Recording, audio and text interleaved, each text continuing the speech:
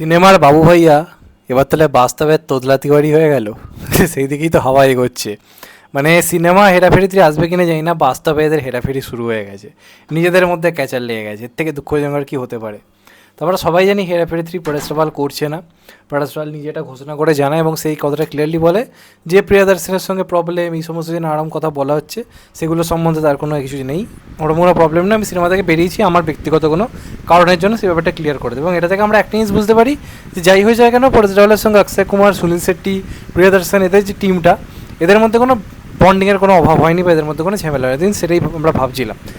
তো পরেশ রাওয়াল যখন থেকে করবে না, আমরাও কেউ চাইছি না হেরাফেরি 3 আর হোক, কারণ শুধুমাত্র অক্ষয় কুমার, শুধুমাত্র সুনীল শেট্টি, শুধুমাত্র পরেশ রাওয়াল, এই নিয়ে হেরাফেরি 3 হবে না। হেরাফেরি 3 হলে এই তিনজনকে থাকতেই হবে, যে কোনো একজন বাদ যাওয়া মানে পুরো মেরুদণ্ড ভেঙে যাবে। এমনকি সুনীল শেট্টি যদি বাদ চলে যায়, অক্ষয় এবং পরেশ আছে, সেটাও আমি কখনোই মেনে নিতে পারবো না।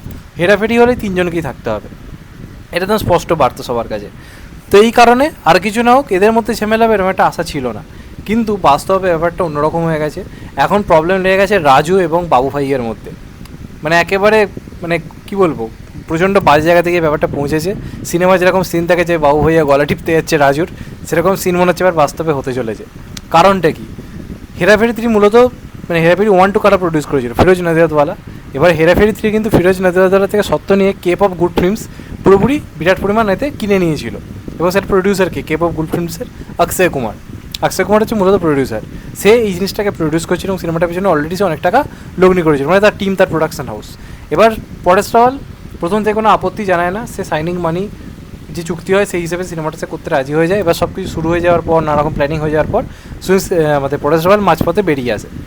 এখানে প্রবলেমটা শেষ হয়ে যেত যদি না অক্ষয় কুমার এখন নিজের প্রোডাকশন থেকে 25 কোটি একটা বিরাট রকম ক্ষতিপূরণ পরেশ রাওয়ালের কাছে চেয়ে না বসতো।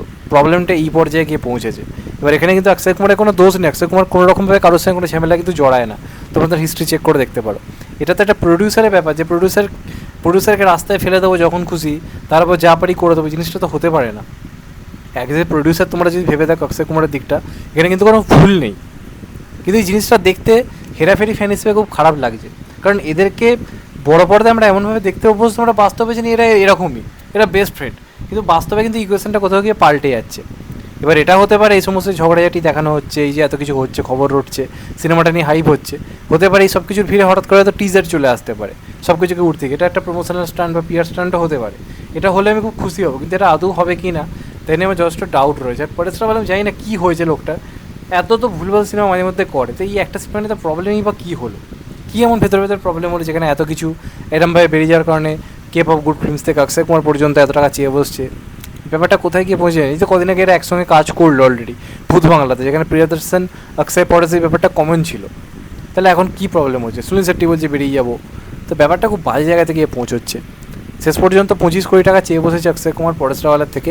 এবার সেটা পরেশ রাওয়াল দিয়ে মানে পুরোপুরি সিনেমাটা থেকে বেরিয়ে যায়, নাকি চুক্তিটা সে মেনে নেয় যে সিনেমাটা আমি করবো, আমাকে আর 25 কোটি দিতে হবে না, মানে 25 কোটির জন্য পরেশ রাওয়ালই সিনেমাটা করে নাকি করে না, তার উপর এখন পুরোটা দাঁড়িয়ে রয়েছে। বিরাট পরিমাণ একটা পারিশ্রমিক পরেশ রাওয়াল চেয়েছিল, সেটা তারা দিতেও চাইছিল।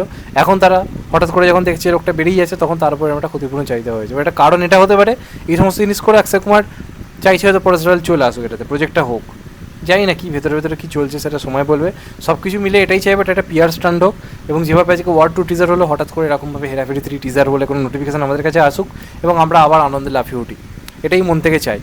এবার তোমরা তোমাদের মতামতটা জানাতে ভুলো না। চ্যানেলটা নতুন হলে চ্যানেলটা সাবস্ক্রাইব করে দিও and get the bell icon. ভালো থেকো সবাই, টেক কেয়ার, নমস্কার, আবার দেখা হবে। এখন তো বাই, সবাই ভালো থেকো, সুস্থ থেকো, নমস্কার, টেক কেয়ার, আবার দেখা হবে, ভালো থেকো।